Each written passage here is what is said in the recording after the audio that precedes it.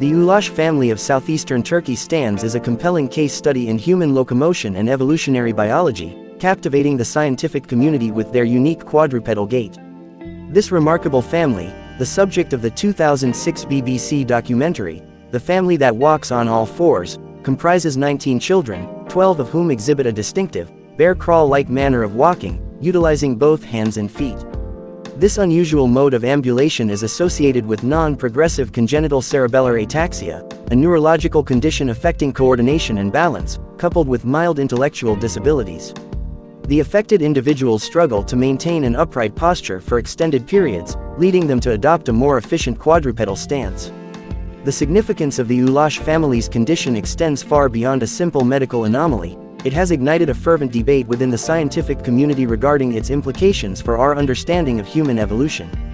Some researchers, notably Professor Nicholas Humphrey, posit that the family's gait may offer a fascinating glimpse into a transitional stage in human evolution, potentially reflecting a period where our ancestors were transitioning from arboreal locomotion to the fully bipedal gait characteristic of modern humans.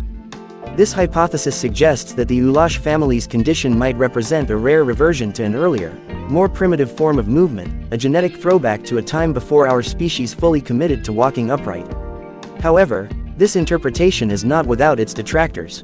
Other scientists argue that the family's condition is a result of a complex interplay of genetic and developmental factors, rather than a direct evolutionary throwback. This alternative perspective emphasizes the influence of environmental factors and developmental processes on the expression of genetic predispositions, highlighting the intricate relationship between nature and nurture in shaping human phenotypes. To further investigate these competing hypotheses, extensive research has been undertaken, including detailed analyses of the affected individual's skeletal structures.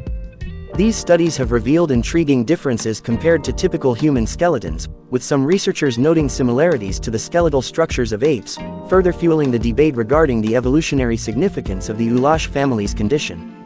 Moreover, the family's ability to walk upright, albeit with difficulty and with the aid of physiotherapy and specialized equipment, underscores the plasticity of the human body and the significant role of environmental factors in shaping motor development. Their case demonstrates that even with underlying neurological conditions, adaptive mechanisms and interventions can facilitate a shift in locomotion patterns, offering valuable insights into the adaptability and resilience of the human musculoskeletal system. In conclusion, the Ulas family's unique condition serves as a powerful reminder of the complexities inherent in human evolution and the ongoing quest to unravel the intricate interplay of genetics, environment, and development in shaping our physical and cognitive abilities.